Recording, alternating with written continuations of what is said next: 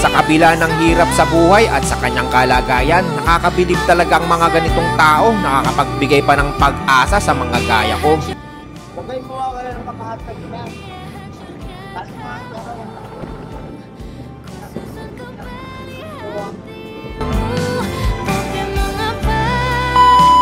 May nadaanan akong isang matandang lalaki na nakaupo sa bangketa at nanghihingi ng pagkain. Kaya agad kong binalikan at binigyan ng makakain. Pero sa kabila ng aking pagtatanong sa kanya tungkol sa kapatid kong nawawala, nagulat talaga ako sa binitawan niyang salita na nakapagbigay sa akin ng pag-asa. Pero bago ang lahat, hayaan niyo muna akong magkwento mga tropa sa buong ganap.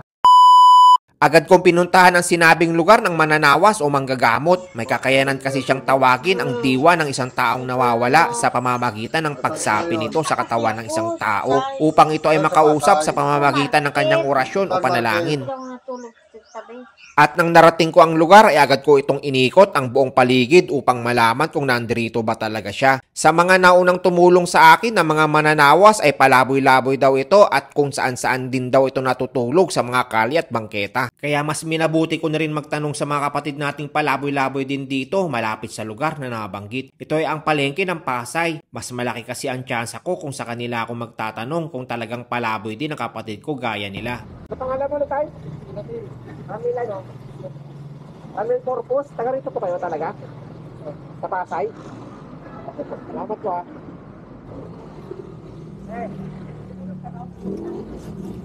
Hinahanap po kasi akong tao, baka may nakikita po kayong gano'n dito sa Pasay. Ano po kayong nakikita na paglalagala gano'n ng tao?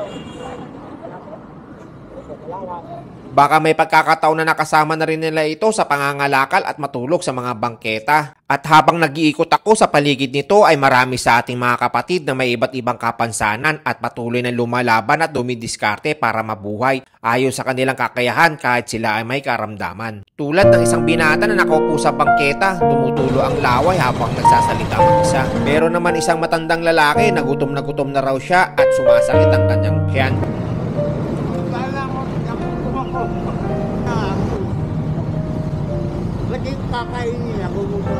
Kaya agad kong binalikan upang bilhan ng makakain para maibsan ang gutom na kanyang nararamdaman. At habang kumakain siya ay nagkaroon na rin ako ng pagkakataon upang magtanong sa kanya tungkol sa kapatid kong nawawala. Naging malungkot man ang kanyang tugon dahil wala din daw siya nakikita at napapansin sa paligid. Pero nagugulat ako sa payo niya ng kanyang binitawan.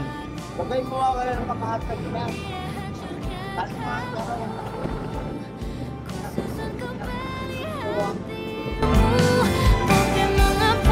Para nga siyang isang sugo ng Panginoon upang iparating sa akin ang mensahe ng Panginoon sa akin.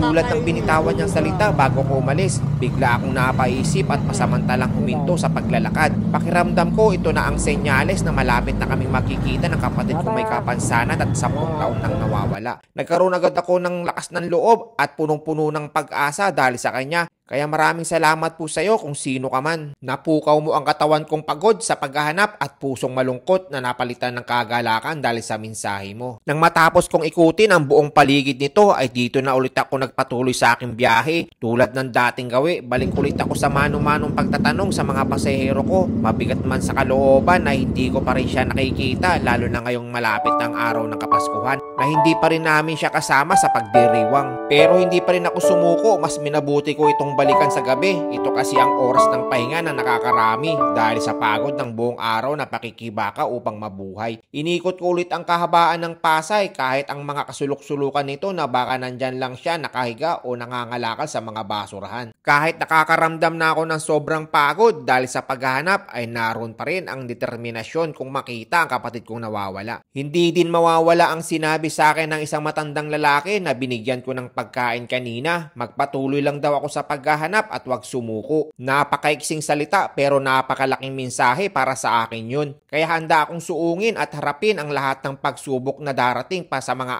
araw o mga panahon na patuloy akong naghahanap. Dahil alam ko, nandyan ang Panginoon, patuloy na naggagabay at nagbabantay sa akin sa bawat biyahe ko. Alam ko, hindi niya ako pababayaan sa lahat ng laban ko at sa pamamagitan ng banal na espiritu. Alam ko, hindi niya ako iiwan. Sabi nga sa 1 chapter 14 verse 26, ngunit ang tagapagtanggol tagapagtanggol ang Espiritu Santo na isusugo ng Ama sa aking pangalan. Ang siyang magtuturo sa inyo ng lahat ng bagay at magpapaalala sa inyo ng lahat ng aking sinabi sa inyo. Ang talatang ito ay paalala na hindi tayo nag-iisa. Sa oras ng matinding pagsubok, ipinapangako ni Jesus na ang banal na Espiritu ang magiging tagapagtanggol at gabay natin. Kapag gumaharap tayo sa masakit na karanasan, gaya ng paghahanap sa mahal sa buhay nating nawawala, madalas tayong mawalan ng direksyon, lakas at pag-asa sa ganitong mga sandali. Ginagabayan tayo ng banal na Espiritu sa mga desisyong dapat nating gawin. Pinapalakas niya ang ating loob kapag tayo pinanghihinaan. Pinapaalala niya ang mga pangako ng Diyos upang manatili ang ating pag-asa. Maaring hindi agad natin makita ang sagot, ngunit ang banal na Espiritu ay kumakalma sa ating puso, nagbibigay ng karunungan at nagtuturo kung paano magpatuloy kahit sa gitna ng takot at pangungulila. Bago matapos ang video na ito mga tropa, muli po ako humihingi sa inyo ng tulong para sa agarang paghahanap sa kapatid kong may kapansanan at 10 taon nang nawawala. Halos mag-10 taon nang nawawala ang kapatid kong may kapansanan, may sakit siyang epilepsy at paralisado ang kanyang kaliwang bahagi ng katawan mula sa kanyang mga braso, kamay at maliit na bahagi ng kanyang mga binti. Muli po akong nagpapasalamat sa lahat ng taong patuloy na sumusuporta at tumutulong sa akin sa paghahanap. Sa mga taong nagbibigay ng mga dagdag impormasyon kung saan ang mga lugar na nakita nakahawig ng kapatid ko. Sa mga nagpapadala ng larawan ng mga taong palaboy sa kanilang lugar upang makita ko. Sa mga taong patuloy na nagdarasal para sa akin at sa mga taong patuloy na nagbibigay ng lakas ng loob at pag-asa sa pamamagitan ng mga mensahe ninyo. Ito ay isang uri ng pag-ibig at kabutihan na nais ng Diyos, isang pagtulong na hindi naghihintay ng kapalit, ang tunay na kabutihan na hindi ginagawa para sa pagpupuri, kapakinabangan o pagkilala ng iba,